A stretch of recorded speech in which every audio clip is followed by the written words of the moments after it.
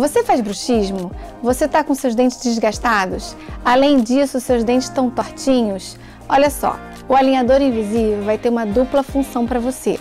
Eles vão, de qualquer forma, proteger os seus dentes, evitando que o bruxismo aumente mais o desgaste que você já percebeu que você está tendo.